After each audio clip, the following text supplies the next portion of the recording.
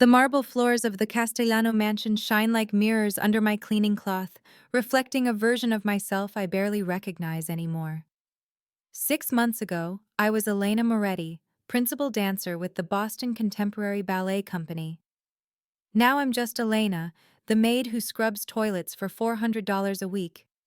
My knees ache as I work my way across the expansive foyer, the bucket of lemon-scented water sloshing beside me. The late afternoon sun streams through the floor-to-ceiling windows, casting long shadows across the black and white checkered floor. Everything in this house screams wealth, the kind that doesn't just whisper, but shouts from every crystal chandelier, every oil painting, every piece of furniture that probably costs more than my entire year's salary. I pause to wipe sweat from my forehead with the back of my hand, careful not to use the cleaning cloth. Maria, the head housekeeper, has eyes like a hawk and a voice that could cut glass when she catches anyone breaking protocol. Not that I can blame her. Working for Dominic Castellano requires perfection. One mistake, and you're gone, if you're lucky. The other maids whisper about him in the servants' quarters, their voices dropping to hushed tones whenever his name comes up. They say he's killed men with his bare hands. They say he owns half the city, including 3 police precincts and the mayor. They say his eyes are so cold they could freeze your blood. I've only seen him twice in 6 months. Once when I was hired, and once last week when I was polishing the banisters and he walked past without a glance. Both times, my heart hammered so hard I thought it might burst from my chest. Not from attraction, from pure, primal fear. If you're enjoying this story so far, don't forget to hit the like button and subscribe. Drop a comment telling me where in the world you're watching from. I love hearing from you. I finished the foyer and moved to the grand ballroom, my least favorite room to clean because of what it represents. The space is enormous, with soaring ceilings painted with Renaissance-style frescoes and a wall of windows overlooking the manicured gardens.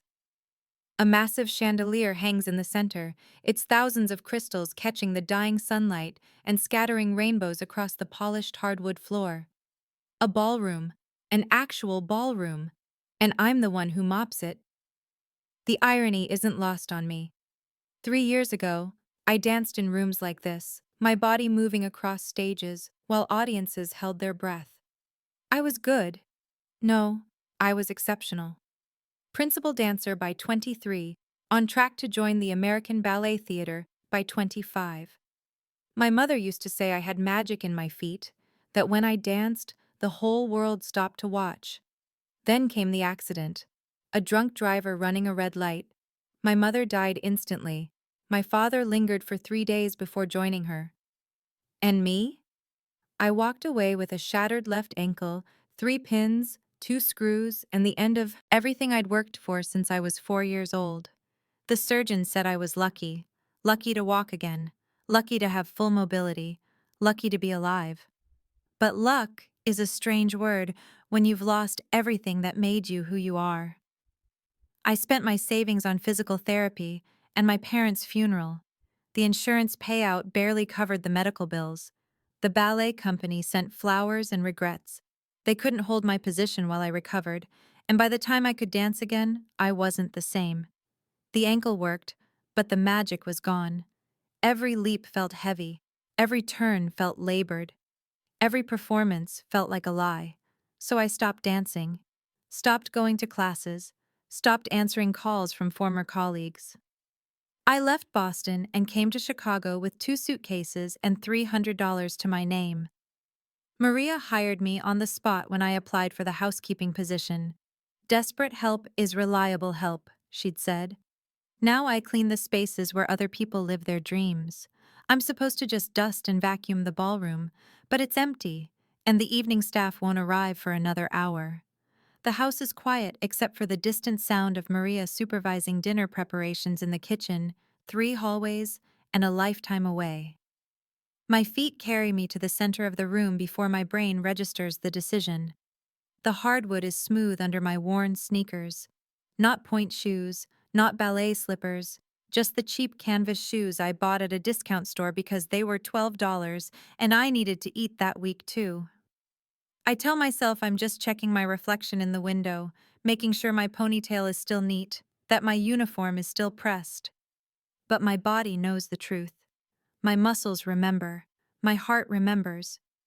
I rise onto the balls of my feet, not en pointe, I can't do that anymore, but high enough to feel the stretch, the burn, the familiar sensation of my body defying gravity. One arm lifts above my head, the other extends to the side. First position. Second position. My ankle protests slightly, a dull throb that's always there, but not enough to stop me. I begin to move. It's nothing at first, just basic combinations. Tendus, pliés, rond de jambes, movements so ingrained in my muscle memory that I could do them in my sleep. But then something shifts. The dying sunlight turns the ballroom golden, and for just a moment, I forget where I am. I forget that I'm a maid in a uniform that smells like bleach. I forget about my dead parents and my broken dreams and the $400 a week that barely keeps me fed. I just dance. My body moves across the floor in a series of turns, chaînés, pirouettes. Nothing fancy, but clean, controlled. I leap, and for half a second, I'm flying again. I land, and the ankle holds. I spin, and the room blurs into color and light. My arms move with a grace I thought I'd lost, telling a story without words. A story of loss and longing and the stubborn refusal to let go of who you once were. I don't hear the door open. I don't hear the footsteps. I don't know I'm being watched. The music is only in my head, Tchaikovsky's Pas de Deux from the Nutcracker, one of my favorite pieces, but I hear every note, every crescendo, every breath of the orchestra. I move through a sequence I performed 100 times on stage, my body remembering what my mind tried to forget. I execute a développé, my leg extending high, my balance perfect. Then an arabesque, my back arching, my arms creating the illusion of wings. I feel tears on my cheeks, but I don't stop. I can't stop. This is the first time in 8 months that I've felt like myself, and I'm terrified that if I stop moving, I'll lose it again forever. The sequence ends with a series of fouettes, whipping turns that require strength and precision. My ankle screams in protest, but I push through. 1, 2, 3, 4. Don't stop. The voice cuts through my imaginary music like a knife through silk. Deep, commanding, terrifying. I freeze mid-turn, my arms still raised, my breath coming in gasps. My head snaps toward the doorway. Dominic Castellano stands there, one hand in the pocket of his perfectly tailored black suit, the other holding a crystal glass of what looks like scotch. He's not a large man, maybe 6 feet tall, but he fills the doorway like he fills every space, with an authority that has nothing to do with size and everything to do with power. His face is all sharp angles and shadows, dark hair swept back from a high forehead, a straight nose that's been broken at least once, a jaw that looks carved from granite. But it's his eyes that make my blood run cold. They're so dark, they're almost black, and they're fixed on me with an intensity that makes me feel exposed, vulnerable, seen in a way that makes me want to disappear into the floor. I said don't stop. His voice is quieter this time, but no less commanding.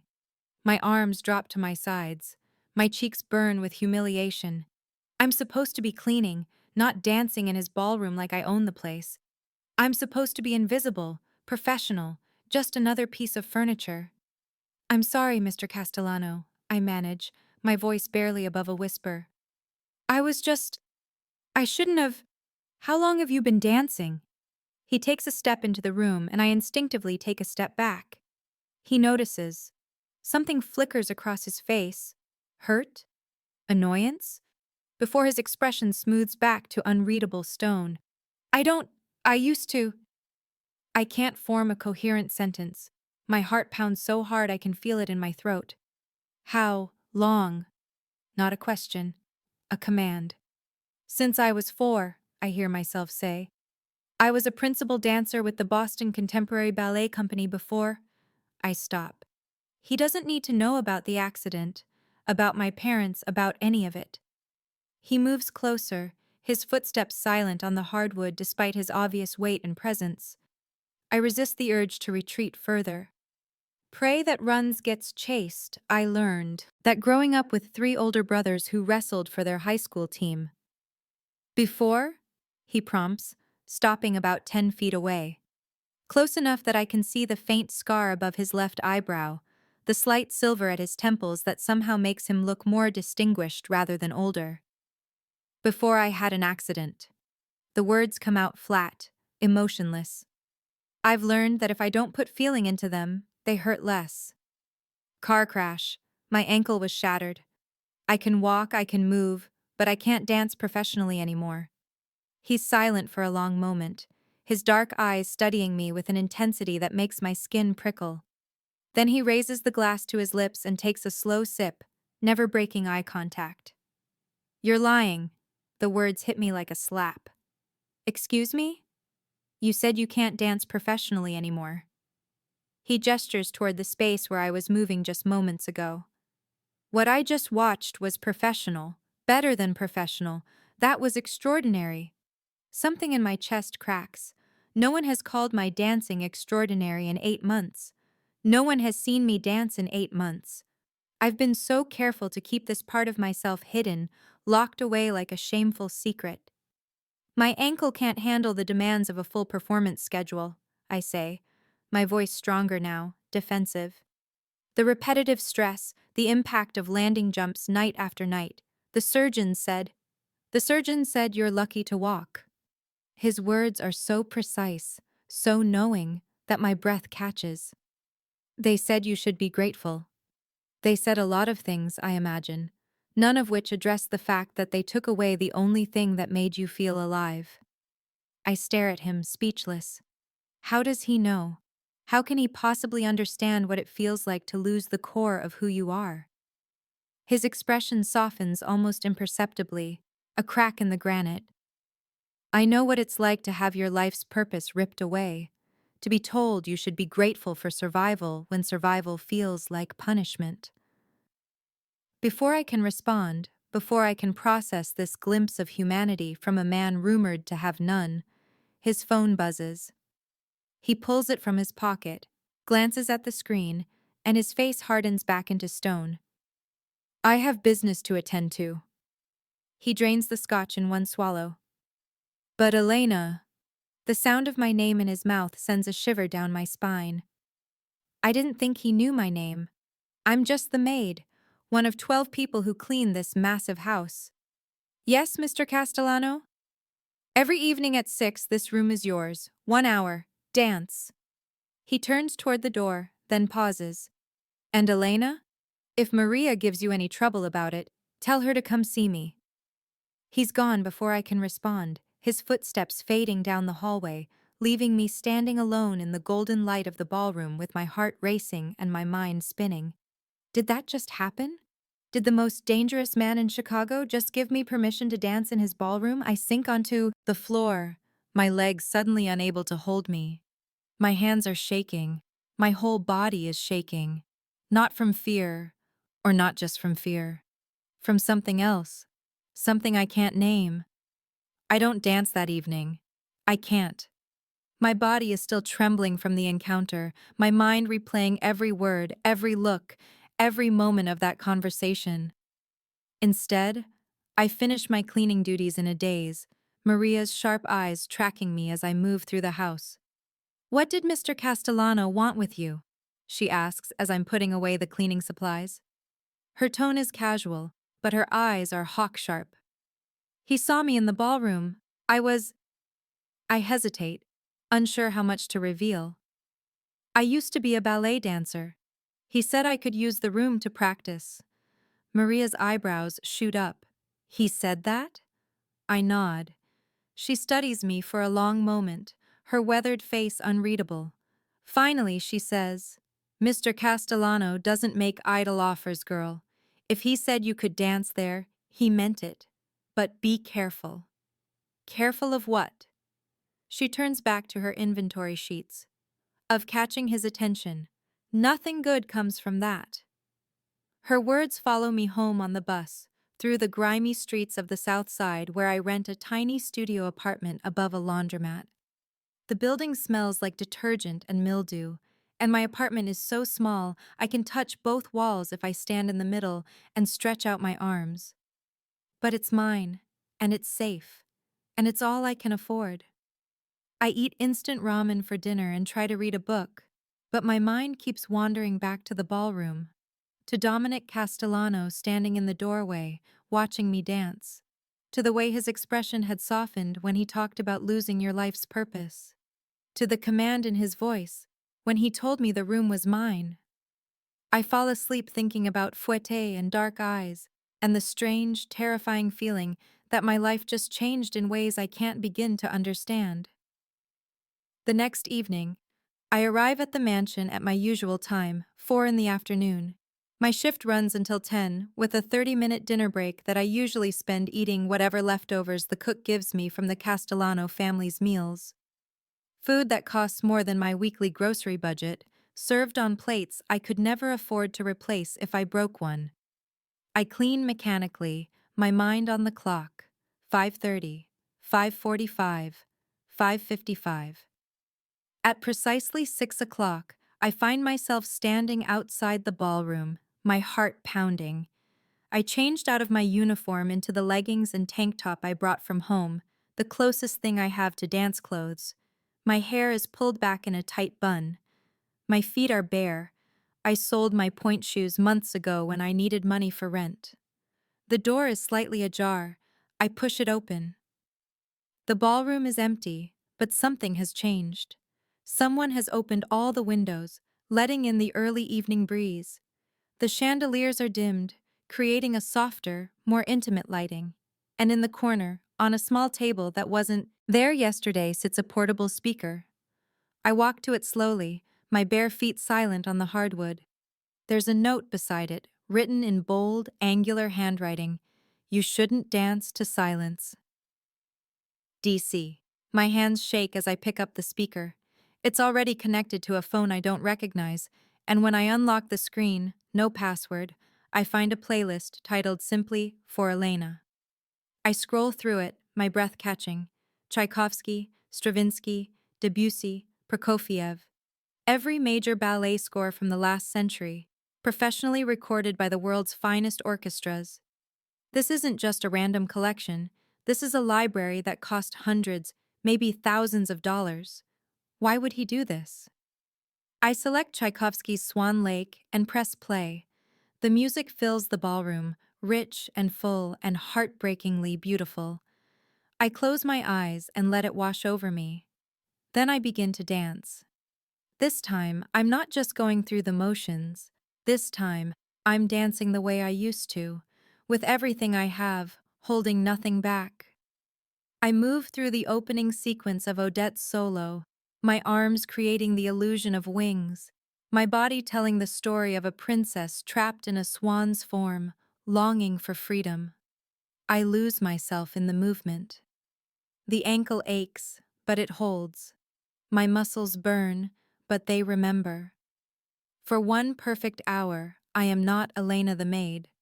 I am Elena the dancer, and I am flying. I don't hear him enter this time either. But when the music ends and I finish the final pose, arms raised to the ceiling, back arched, one leg extended behind me, I hear the slow clap of hands. I spin around, nearly losing my balance. Dominic Castellano stands in the doorway again, but this time he's different. His suit jacket is off, his tie is loosened, and his shirt sleeves are rolled up to reveal forearms corded with muscle. He looks less like a businessman and more like what he really is, something dangerous barely contained in expensive clothing. You came back, he says, and there's something in his voice I can't identify. Satisfaction? Relief? You left me music. The words come out breathier than I intended. I'm still catching my breath from the dance. You needed it. He walks into the room, and this time I don't retreat. I stand my ground, even though every instinct tells me to run. A dancer without music is like a soldier without a weapon. I'm not a dancer anymore. I say, but the words ring hollow even to my own ears. He stops a few feet away, close enough that I can smell his cologne, something dark and expensive, cedar and leather. You keep saying that, as if repeating it will make it true. My career is over. I work as a maid. Those are facts. Facts are subjective. He tilts his head, studying me the way a scientist might study an interesting specimen. I've been watching you for weeks, Elena. Did you know that? Ice floods my veins. Watching me? The way you move through this house, the care you take with everything you touch, the way you look at the ballroom every time you pass it, like a starving person looking at food through a window. His dark eyes pin me in place. You're not made for cleaning. You're made for beauty, for art, for something extraordinary. You don't know anything about me, I say, but my voice wavers. I know you take the bus for 45 minutes each way because you can't afford a car. I know you eat instant ramen for dinner most nights. I know you sold your point shoes 3 months ago to pay rent. He takes another step closer. I know your parents died in the same accident that injured your ankle. I know you have no other family. I know you're alone. Horror and anger war in my chest. You investigated me? I investigate everyone who works in my home.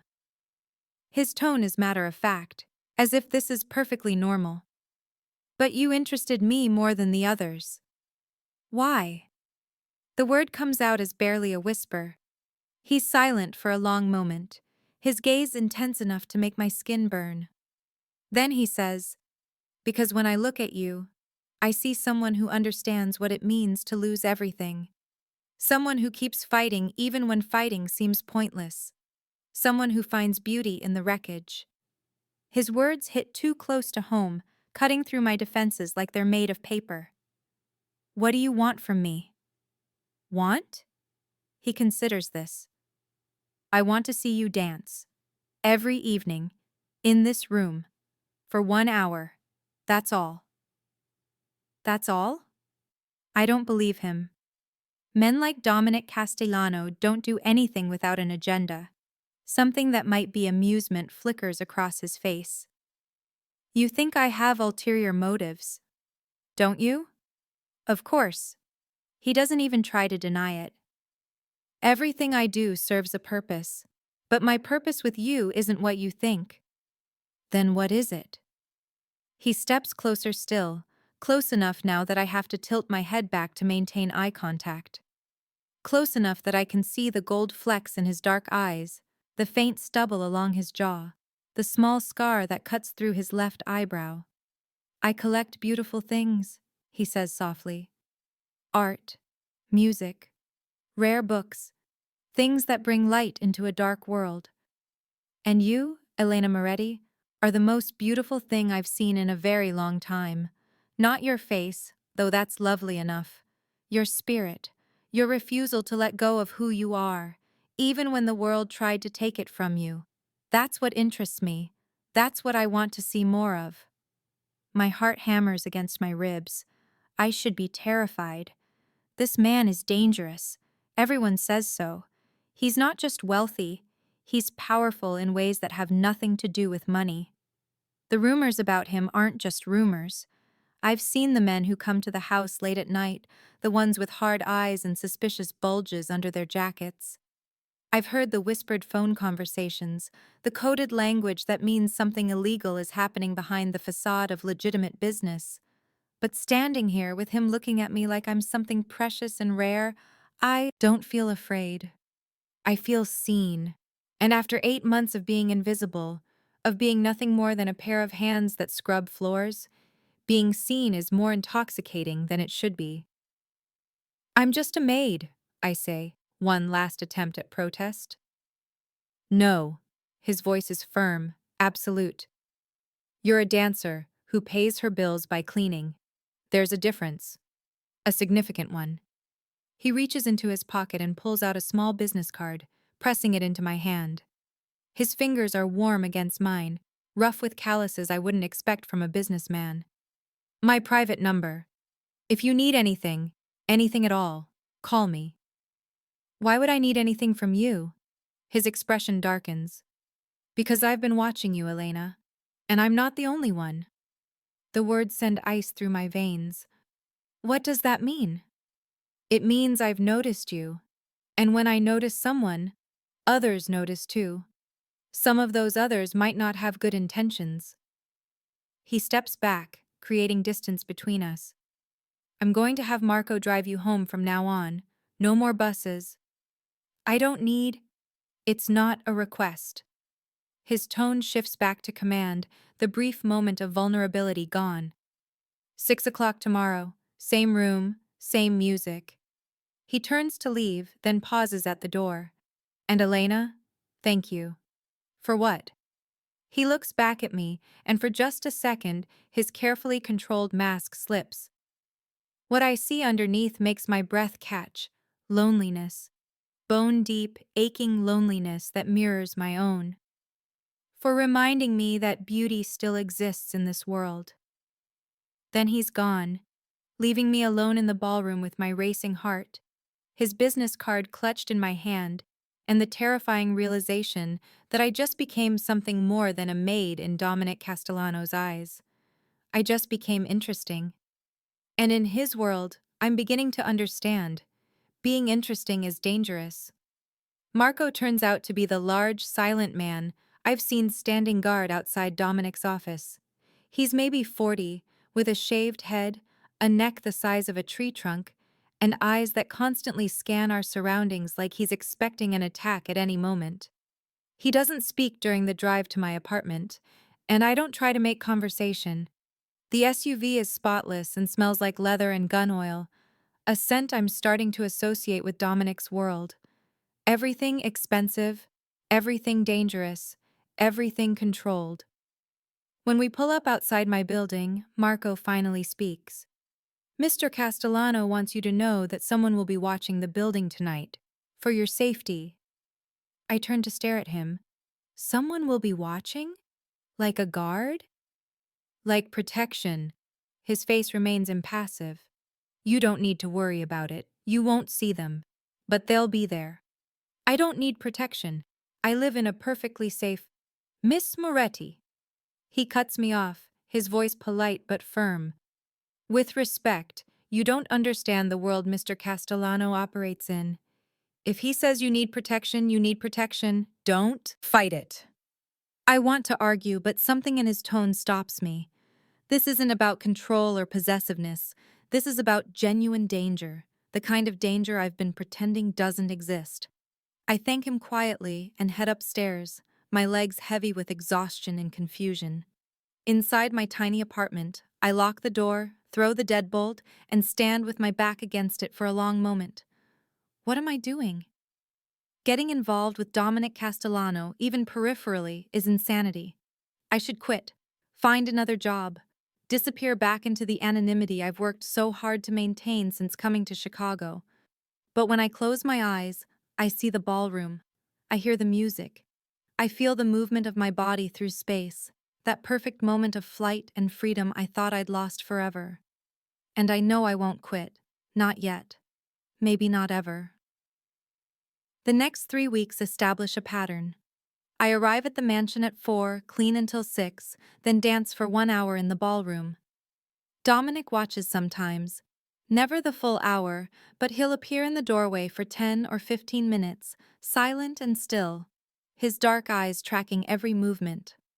Other times, I dance alone. The music collection grows. He adds new pieces based on what I dance to most frequently.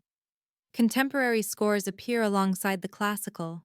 Philip Glass, Max Richter, Ludovico Einaudi. Music that makes my heart ache and my body move in ways that feel both foreign and familiar. Marco drives me home every night. The silent guard I never see but know is there becomes a constant presence. I start to notice other things too. The way certain people cross the street to avoid walking past my building. The way the liquor store owner who used to leer at me now barely makes eye contact. Someone has made it known that I'm under protection, and in this neighborhood, that means something. I should hate it. The loss of privacy, the constant surveillance, the feeling of being a chess piece moved around someone else's board. But I don't. Because for the first time since my parents died, I feel safe. Then everything changes on a Tuesday. I'm in the kitchen taking my dinner break, eating leftover risotto that the cook, a round Italian woman named Teresa, insisted I try. The other staff members are scattered throughout the house, finishing their evening duties. The mansion is settling into its usual nighttime quiet. That's when I hear the shouting, male voices, angry and sharp, coming from somewhere near the front of the house. I freeze, my fork halfway to my mouth. Teresa's eyes go wide. "Stay here," she hisses, grabbing my arm. "Whatever happens, you stay in this kitchen." But I can't. Something in those voices pulls me forward, some instinct I can't name. I set down my plate and move toward the hallway, ignoring Teresa's whispered protests. The shouting is coming from Dominic's office. I creep closer, staying in the shadows, my heart hammering. Through the partially open door, I can see three men I don't recognize. They're younger than Dominic, maybe late 20s, dressed in expensive suits that can't hide the violence radiating from them. "You think you can just take over Santoro territory without consequences?" one of them snarls. He has slicked back hair and a scar running from his ear to his jaw.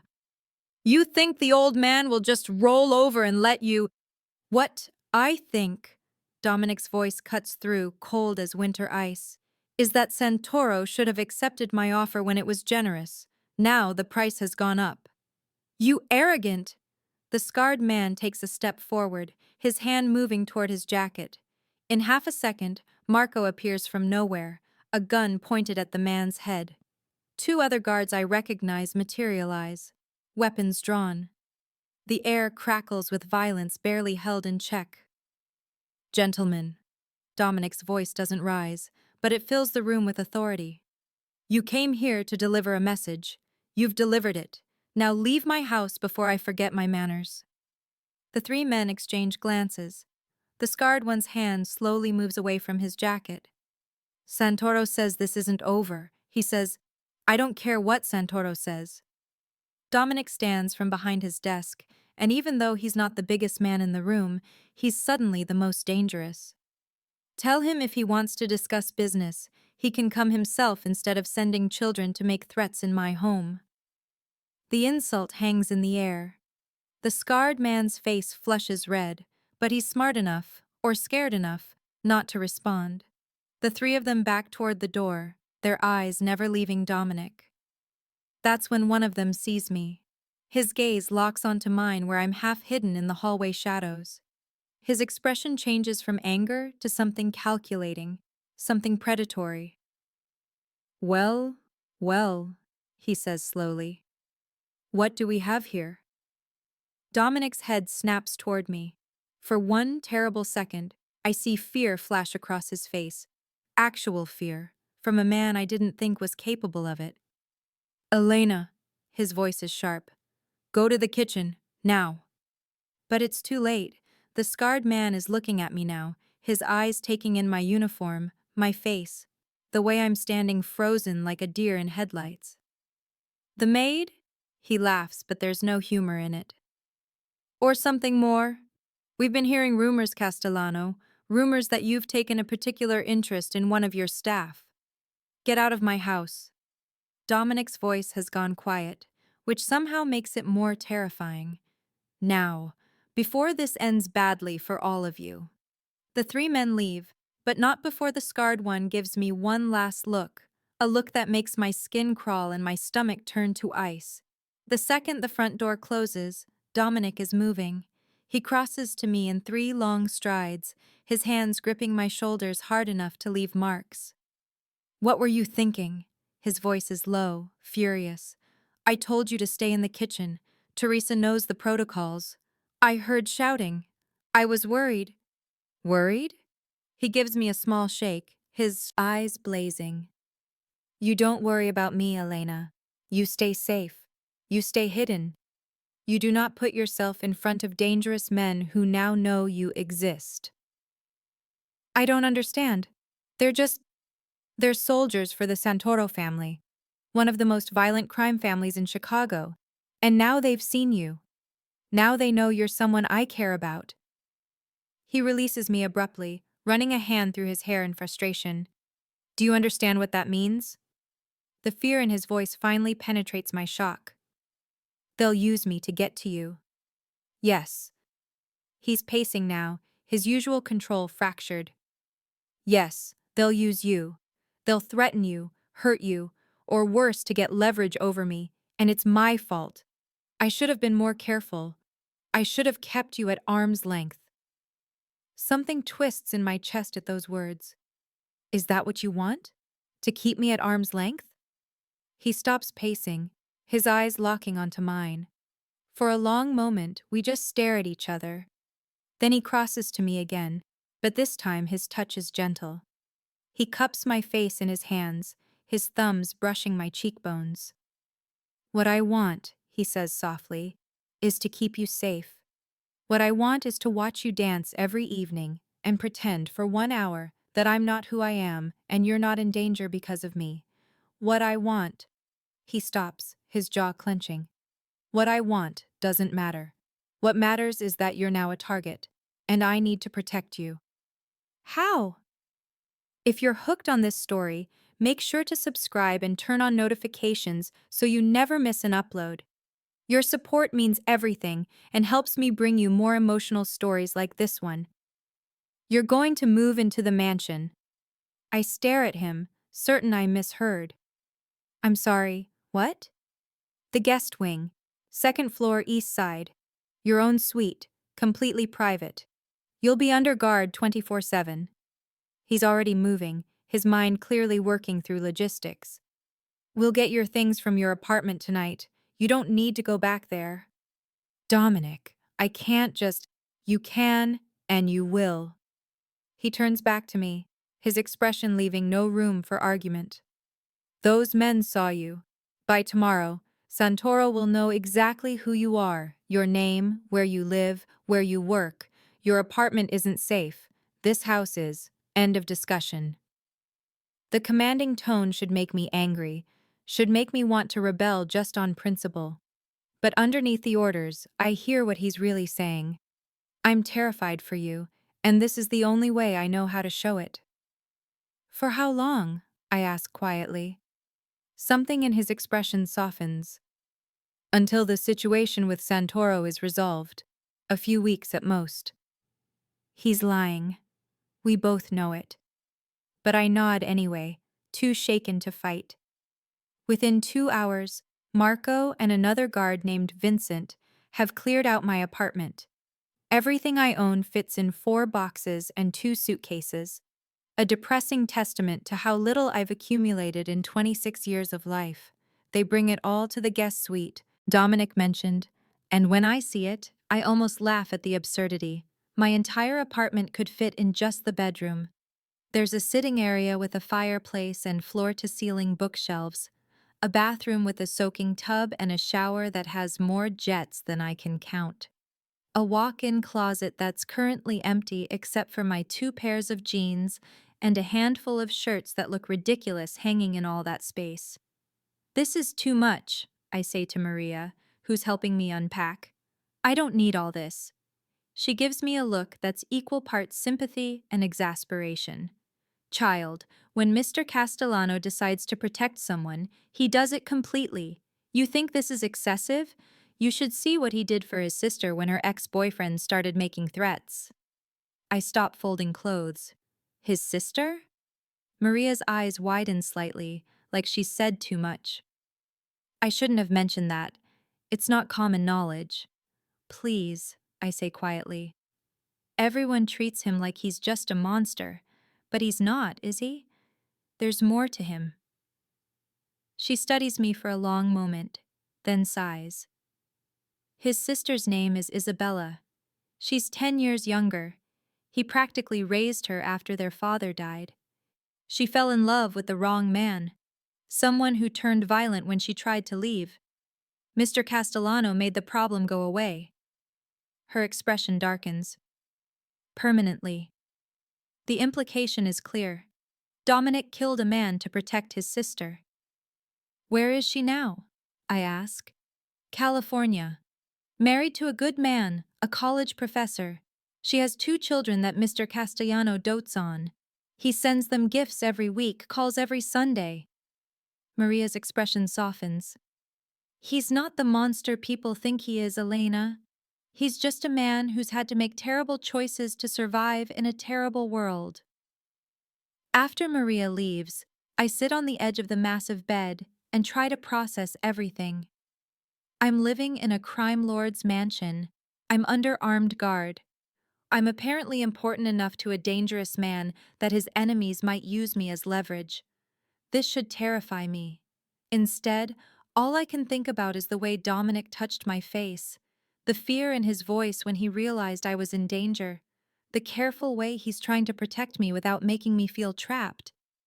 A knock at the door interrupts my thoughts. Come in. Dominic enters, and I'm struck again by how different he looks outside his armor of suits and control. He's changed into dark jeans and a black t-shirt that reveals the lean muscle of his arms and chest.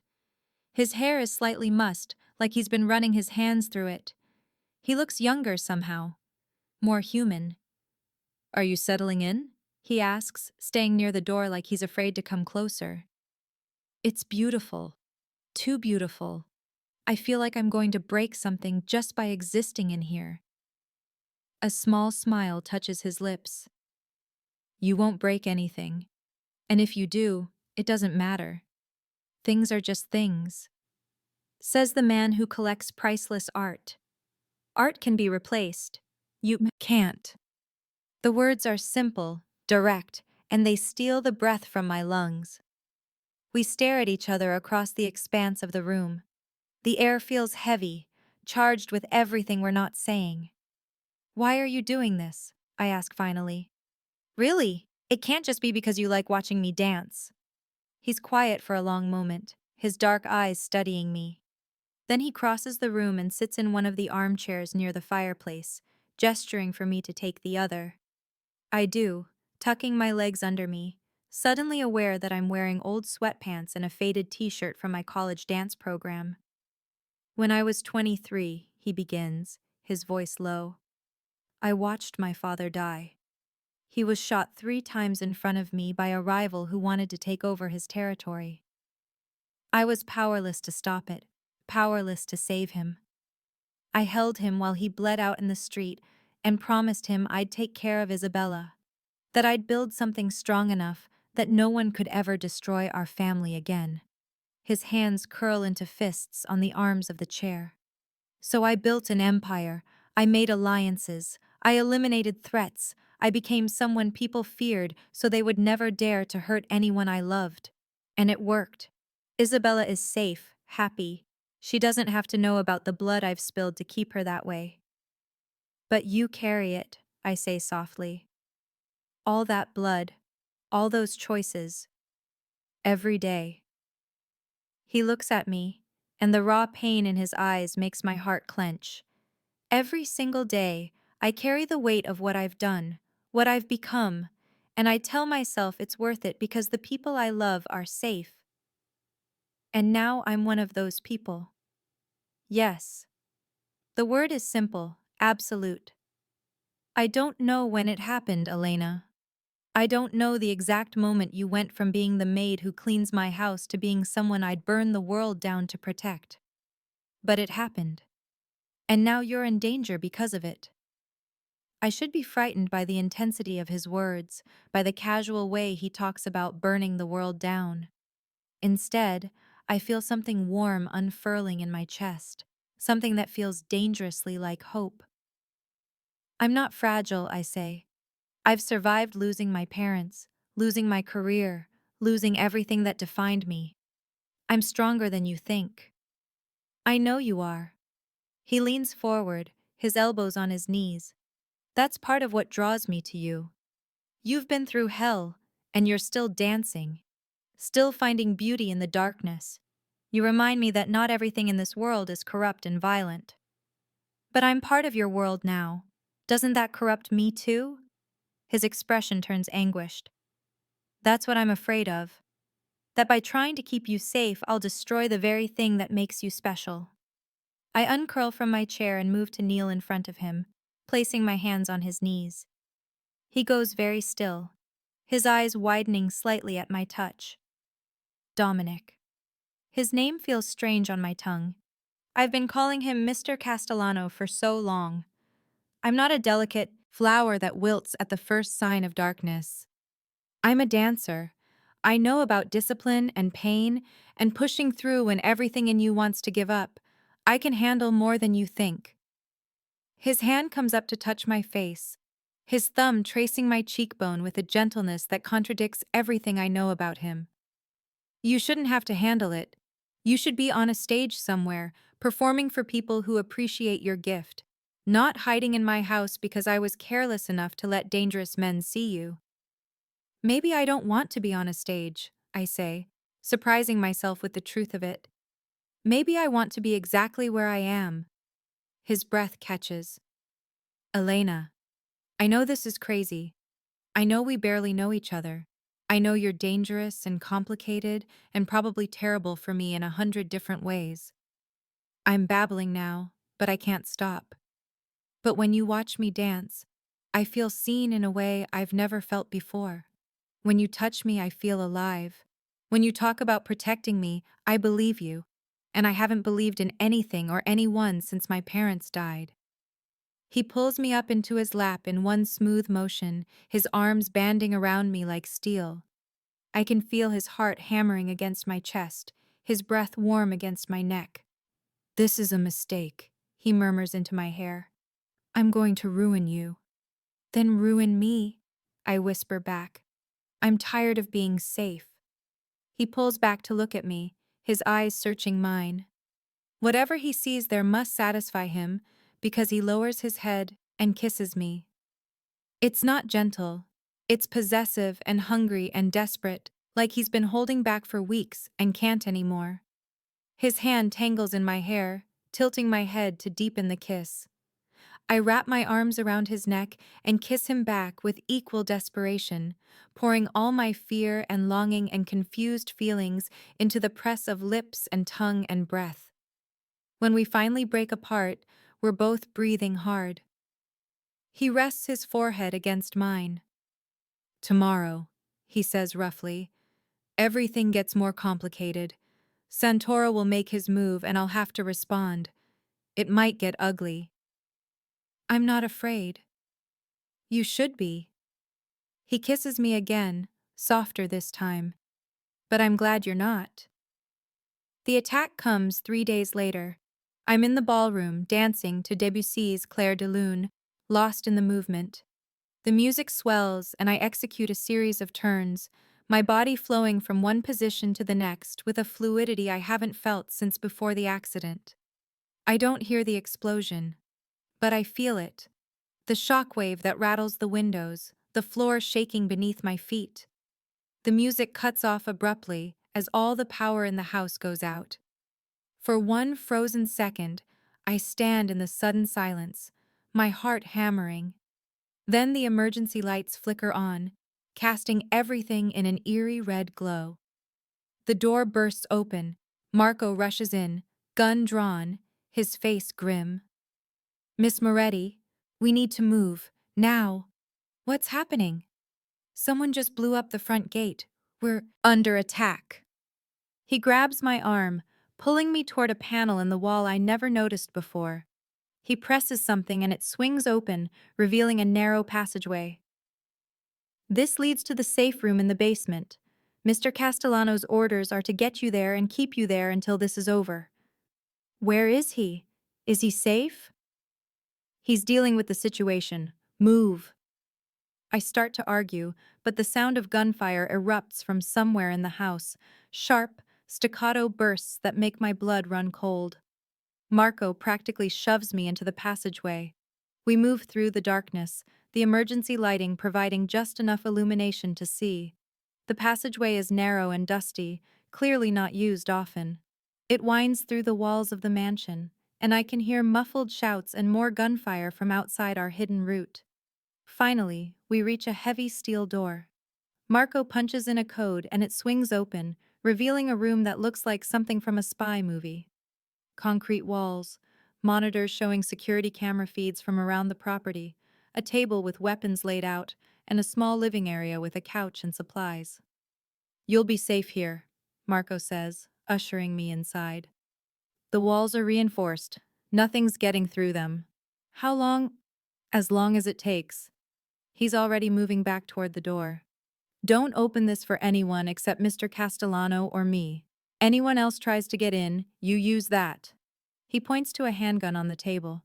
"I don't know how to—" Point and pull the trigger. It's loaded and the safety's off. He pauses at the door. "He's going to win this, Miss Moretti. He always does. Just stay here and stay safe."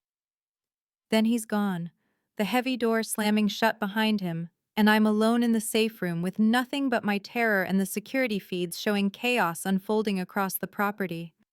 On the monitors, I can see armed men in tactical gear swarming the grounds.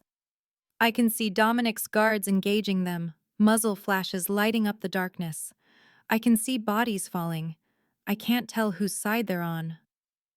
And then I see Dominic. He's in the main foyer, surrounded by 3 of his guards, coordinating the defense. Even on the grainy security footage, he looks completely in control, issuing orders, his gun held with practiced ease. This is his world. This is who he really is. A man walks into frame, older, maybe 60, with silver hair and an expensive suit incongruous with the violence surrounding him. Even through the silent security feed, I can tell this is someone important. Santoro himself, probably. The 2 men face each other across the destroyed foyer. I can't hear what they're saying, but their body language speaks volumes.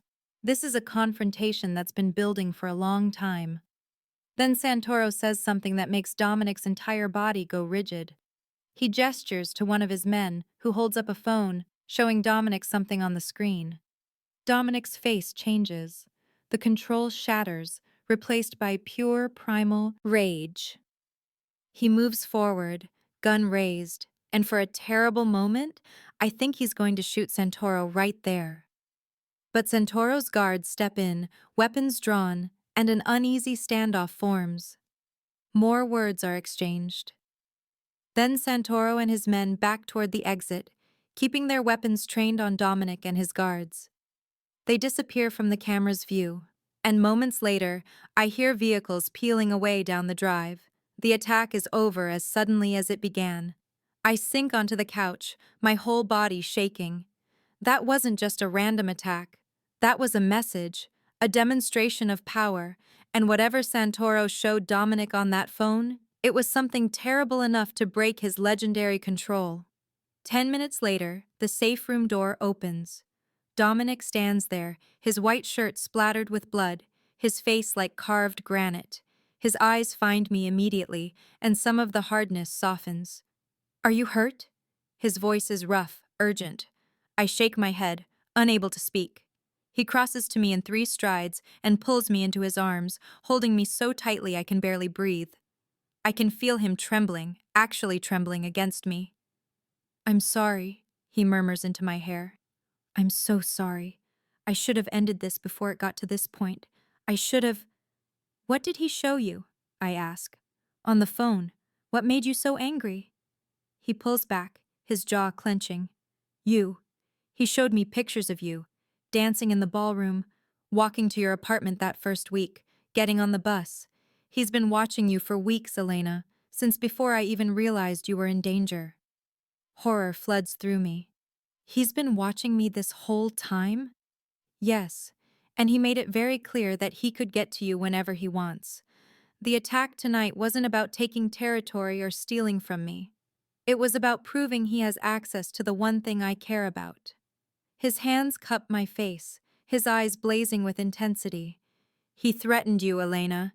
Described in detail what he would do if I don't hand over control of the shipping operations we've been fighting over." My stomach turns. "What are you going to do?" "I'm going to kill him." The words are simple, matter of fact, terrifying. Not today, not tomorrow, but soon, very soon. And when I do, it will be slow enough that he understands exactly what it means to threaten someone under my protection. I should be horrified. I should be disgusted by the casual way he talks about murder. But all I can think is that this man, this dangerous, violent, complicated man, cares about me enough to declare war over threats to my safety. There's something else, he says, his voice dropping lower. Santoro knows about your ankle, about your dancing, about what it means to you. His eyes search mine. He said if I don't comply, he'll make sure you never dance again. That he'll destroy your ankle so thoroughly that all the surgeons in the world won't be able to fix it. The threat hits me like a physical blow. Not death. That would be too easy. No. Santoro understands that the cruelest thing you can do to someone is take away the thing that makes them whole. He really knows how to hurt people, I whisper. Yes. Dominic's expression is murderous. But so do I, and I've had a lot more practice. He kisses me then, hard and claiming, his hands fisting in my hair. It's not about desire, it's about possession, about reminding both of us that I'm his to protect, his to keep safe, his to avenge. When he pulls away, his eyes are dark with promise. This ends soon, Elena. I promise you that. And when it does, you'll be free to dance anywhere you want, any time you want, without fear. I don't want to dance anywhere else, I tell him truthfully. I want to dance here, for you. Something in his expression cracks. You're too good for this world, for my world. Maybe your world needs some goodness in it. He rests his forehead against mine, his breath shaky. Maybe it does. Maybe you do. We stand there in the safe room, surrounded by weapons and monitors and evidence of violence, holding each other like we're the only solid things in a world that's trying to tear us apart. And I realize, with sudden clarity, that I'm not afraid anymore. Not of Santoro, not of the danger, not of the complicated dark future that comes with loving a man like Dominic Castellano. I'm only afraid of losing this, losing him, losing the way he sees me, losing the feeling of finally being home. The next morning I wake up in Dominic's bed. I don't remember falling asleep there. The last thing I recall is sitting with him in his study while he made phone calls in rapid Italian, his voice cold and precise as he coordinated his response to Santoro's attack. At some point, exhaustion must have claimed me, and he must have carried me to his room, not mine. The distinction feels significant. The space is surprisingly sparse for a man of his wealth. Dark walls, minimal furniture, a massive bed with black sheets that smell like cedar and leather. The only personal touch is a photograph on the nightstand. A young woman with dark hair and Dominic's eyes, holding two small children. Isabella and her family. I hear water running from the ensuite bathroom. A moment later, Dominic emerges, wearing just dark pants, his chest bare, his hair damp.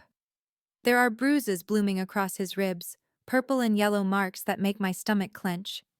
Evidence of last night's violence that I hadn't seen in the chaos. You're hurt, I say, sitting up. I'm fine. He crosses to the closet, pulling out a white shirt. Marco took the worst of it, 3 cracked ribs and a concussion, but he'll recover. The casual way he discusses injuries makes my chest tight. Dominic, we need to talk. He sits on the edge of the bed, his expression serious. About what happens next. Something in his tone makes my heart sink. What do you mean? He's quiet for a long moment, his hands clasped between his knees. When he finally speaks, his voice is carefully controlled. I'm sending you away. Today. I have a property in Montana. Remote, secure, impossible to find unless you know where to look. You'll stay there with a security detail until the situation with Santoro is resolved. No. He looks up sharply. Elena, no. I swing my legs out of bed, facing him. I'm not running away while you deal with this alone. You're not running. You're staying safe while I handle business that should have been handled a long time ago. His jaw clenches. This isn't a debate. You're right. It's not. I stand, anger flooding through me. Because I'm not one of your soldiers who follows orders without question. I'm not leaving you. You don't understand what's coming. He stands too, his height and presence suddenly overwhelming. When I move against Santoro, it's going to be brutal, bloody. People will die, and I can't. His voice cracks slightly. I can't do what needs to be done if I'm worried about protecting you. The admission costs him something. I can see it in the tension of his shoulders, the clench of his jaw. Then teach me to protect myself, I say. Let me be part of this instead of something you have to shield. You want to be part of this? His laugh is bitter. You want to watch me become the monster everyone says I am? Because that's what's going to happen, Elena. When I kill Santoro, and I will kill him, you'll see exactly who I really am.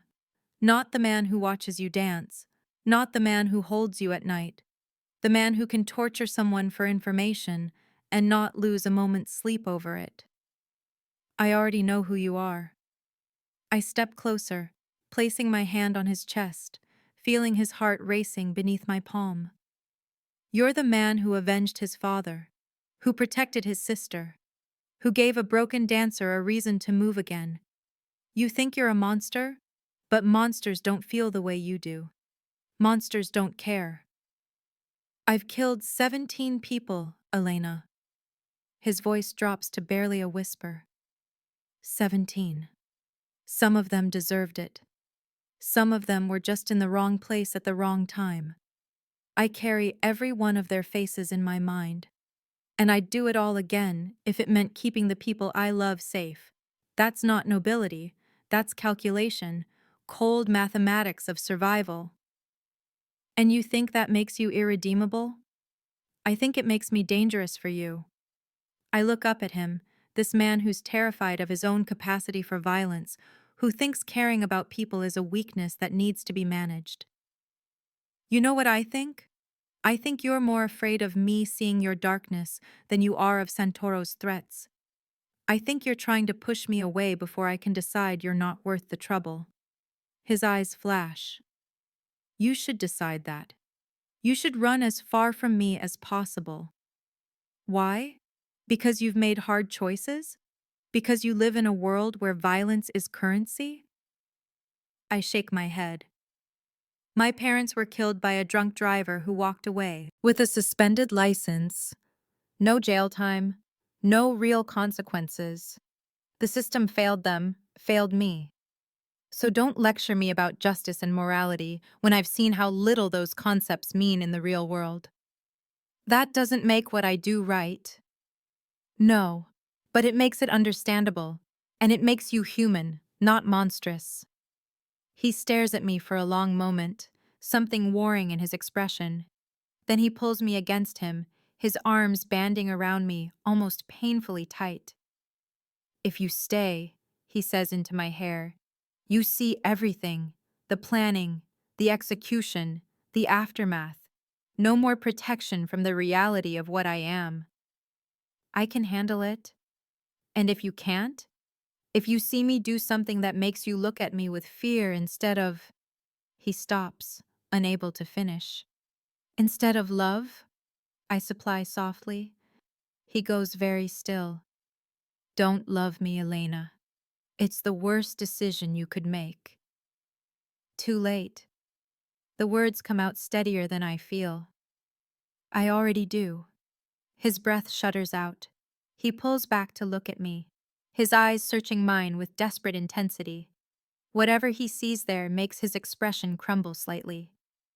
God help us both, he murmurs, then kisses me with a desperation that steals my breath.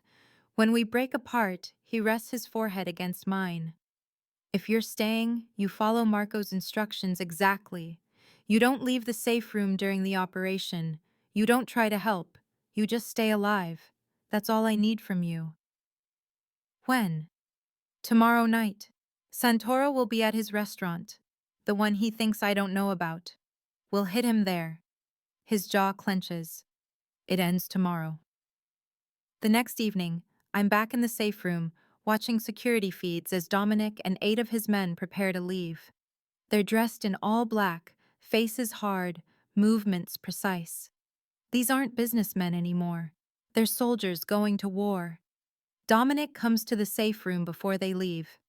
He's in tactical gear, a vest strapped across his chest, weapons holstered at his sides. He looks lethal, dangerous, and my heart clenches with fear for him. 2 hours, he says, cupping my face in his hands. Maybe 3. Then it's over. Be careful. Careful isn't the goal tonight. His smile is grim. Decisive is. He kisses me, hard and claiming, then pulls away before I can deepen it. I love you, he says quietly. I should have said it before. I love you, Elena Moretti. And when this is done, I'm going to spend the rest of my life proving it. Then he's gone, and I'm alone with Marco, who's staying behind to guard me despite his cracked ribs. The minutes crawl by. I watch the feeds, but they show nothing once the vehicles leave the property. Marco sits stoically by the door, his gun across his lap, his face betraying no emotion. An hour passes, then 90 minutes, then the power goes out. That's not supposed to happen, Marco says, standing immediately. The safe room has its own generator. The emergency lights flicker on, but they're dimmer than they should be. The security feeds are dead. Someone's in the house, Marco says grimly. He moves to the door, listening. Stay behind me. If anything happens, you use that gun, and you don't hesitate. He opens the door carefully, gun raised. The hallway beyond is dark, the emergency lighting casting long shadows. That's when I hear it, a voice I recognize from the security footage. Santoro. I know you're down here, little dancer. Your protector thought he was so clever, attacking my restaurant. But it was a trap. My men are watching him bleed out on my floor right now while I take what's his. Terror floods through me, but Marco's expression remains hard. He gestures for me to stay quiet, to stay back. Come out, Santoro sings. The longer you hide, the longer he suffers. But if you come willingly, I'll make his death quick, merciful. Marco signals something to me. Stay here. Stay hidden. Then he moves into the hallway. Gunfire erupts. 2 shots, 3. Then silence. I wait, my heart hammering so hard I can feel it in my throat. Seconds tick by. Then a figure appears in the doorway. It's not Marco. Santoro is younger than I expected, maybe 50, with cruel eyes and a smile that makes my stomach turn. He has Marco's gun in one hand, blood splattered across his expensive suit. There you are, he says pleasantly. You're prettier in person than in the photographs. I grab the gun from the table, raising it with shaking hands. He laughs. Do you even know how to use that? Point and pull the trigger, I say, echoing Marco's words. Seems simple enough. Bold. I like that. He takes a step into the room. But you won't shoot me. You're a dancer, not a killer. You don't have it in you. He's right. My hands are shaking so badly I can barely keep the gun level. Everything in me screams to run, to hide, to do anything but this. Then I think of Dominic bleeding out somewhere because he was trying to protect me. I think of Marco lying in the hallway. I think of my parents, of all the times the world took something from me without asking. I steady my hands. You're right, I say quietly. I'm a dancer, and dancers know about precision, about hitting your mark exactly. I pull the trigger. The recoil knocks me back a step, my ears ringing. Santoro looks down at his chest, at the spreading red stain with genuine surprise. You actually? He drops to his knees, the gun falling from his hand. I keep the weapon trained on him, not trusting that he's really down. My whole body is shaking now, adrenaline flooding through me. That's when I hear footsteps pounding down the hallway. Multiple people. I swing the gun toward the door, ready to fire again if I have to. Dominic appears in the doorway, blood covering one side of his face, his shirt torn, his eyes wild. He takes in the scene, Santoro on the floor, me standing with the gun, Marco's body in the hallway. Elena. My name is barely a whisper. I lower the gun, my hands finally giving out. It clatters to the floor. He said you were dying. He said. Dominic crosses to me in 2 strides, pulling me against him so hard it hurts.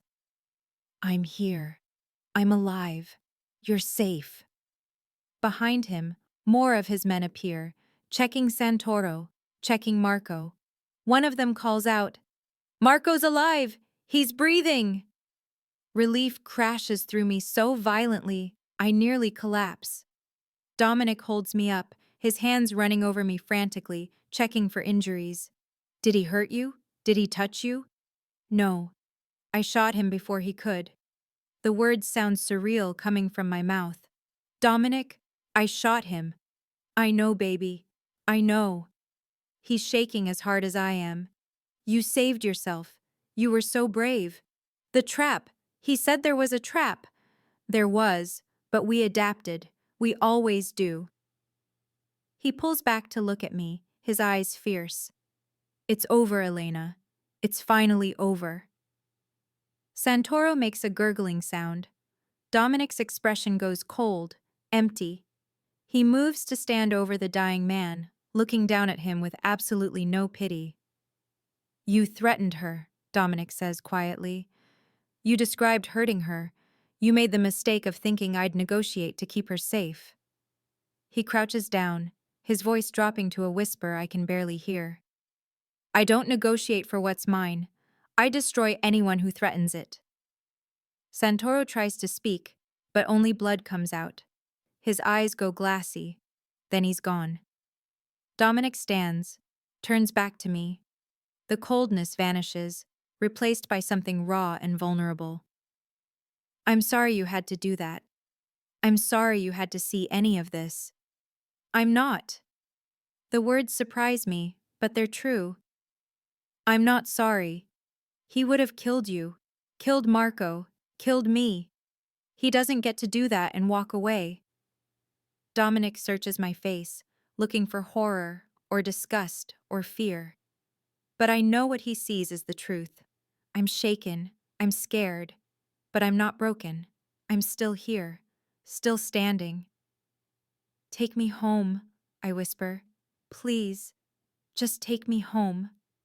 He lifts me into his arms, cradling me against his chest as he carries me out of the safe room, past Marco being tended to by medics, past the evidence of violence and war, up into the main house that suddenly feels less like a fortress and more like the sanctuary it was always meant to be. 3 months later, I stand in the ballroom wearing a white dress. It's not a wedding, not yet, though the ring on my left hand promises that's coming. Tonight is something different. Something I never thought I'd have the courage to do again. The ballroom is full of people, not Dominic's business associates or the dangerous men who populate his world. These are different guests, the directors of the Chicago Ballet Company, dance instructors from the university, journalists from the arts section of the Tribune. And at the front, in the place of honor, sits Isabella with her husband and children. She flew in yesterday, hugged me tight enough to crack ribs, and whispered, "Thank you for making my brother smile again. I'm opening a dance school. The building is 3 blocks from this mansion, a converted warehouse with soaring ceilings and hardwood floors and windows that let in floods of natural light. Dominic bought it outright, had it renovated to my exact specifications, and handed me the keys last month with a simple statement. The world needs to see what you can do. The school will offer classes to everyone, but with a focus on students who can't afford traditional ballet academies. Kids from rough neighborhoods like the one where I lived before. Kids who think beauty and art aren't for people like them. Kids who need to know that broken things can still dance. I stand before them now, in the ballroom where everything changed, and tell my story. About the accident. About losing my parents and my career. About cleaning floors and believing I'd never dance again. About a man who saw me in my darkest moment and gave me back the gift I thought was gone forever. Dance saved my life, I say, my voice carrying across the silent room. And I want to give that gift to as many people as I can. The Moretti School of Dance opens in 2 weeks. We have scholarships available. We have programs for all ages and skill levels. And we have a promise that no one who wants to dance will be turned away because they can't afford it. Applause fills the ballroom. The ballet directors are nodding, impressed. The journalists are taking notes. Isabella is crying happy tears, but I only see Dominic. He stands at the back of the room, dressed in a perfectly tailored suit, his dark eyes fixed on me with such pride and love that it makes my breath catch. This man, who the world calls a monster, has given me back my dreams. Not by fixing what was broken, but by showing me that broken things can be beautiful too. After the presentation, after the photographs and the interviews and the congratulations, everyone slowly filters out. Isabella hugs me goodbye, whispering that she'll see me at Christmas. The ballet directors shake my hand, promising their support. The journalists thank me for my time. Finally, the ballroom is empty except for me and Dominic. He crosses to me slowly, his eyes never leaving mine. When he reaches me, he takes my hands in his. "I'm proud of you," he says simply. "I couldn't have done this without you." "Yes, you could have. You would have found a way. You always do." He brushes a strand of hair from my face. "But I'm grateful you let me help. Grateful you stayed. Grateful you looked at me that night, covered in blood, and didn't run screaming. I love you too much to run." His expression softens. "Elena Moretti, will you dance for me? One more time in this room before we go home?" I smile. "Always." He moves to the speaker and Tchaikovsky fills the air. The same piece I was dancing that first day he saw me. But everything is different now. I'm different, stronger, whole in ways I never was before. I dance and he watches, and in this moment, everything is perfect. When the music ends, he crosses to me and takes my hand. "Come with me. I have something to show you." He leads me out of the ballroom, through the house, and out to the gardens. The sun is setting, painting the sky in shades of pink and gold. And in the center of the garden, where there used to be a fountain, now stands something new. A statue. Bronze and beautiful. A dancer mid-leap, her arms raised to the sky, her face tilted toward the light. It's abstract enough that it could be anyone, but I recognize the pose. It's from the sequence I was doing that first day. "I commissioned it 3 weeks after I first saw you dance," Dominic says quietly. "Before I knew what you'd become to me, I just knew I needed to capture that moment, to remember what it looked like when someone refused to let the world break them." Tears stream down my face. "It's beautiful. You're beautiful." He turns to me, dropping to one knee. "I know I already proposed. I know you already said yes. But I need to ask you again, properly, with witnesses who matter." He pulls out a box, opening it to reveal a new ring, an emerald surrounded by diamonds. "This was my grandmother's, the woman I'm named after. She would have loved you, almost as much as I do." "Dominic, Elena Moretti, will you marry me? Will you build a life with me? Even though I'm damaged and dangerous and wrong for you in 100 different ways? Will you dance for me every day for the rest of our lives?" "Yes." The word comes out through tears and laughter. "Yes, yes, 1,000 times yes." He slides the ring onto my finger. "I'll wear both," he says, The first because it's my choice and this one because it's my heritage now. And pulls me into a kiss that tastes like salt and promises and the future we're building together.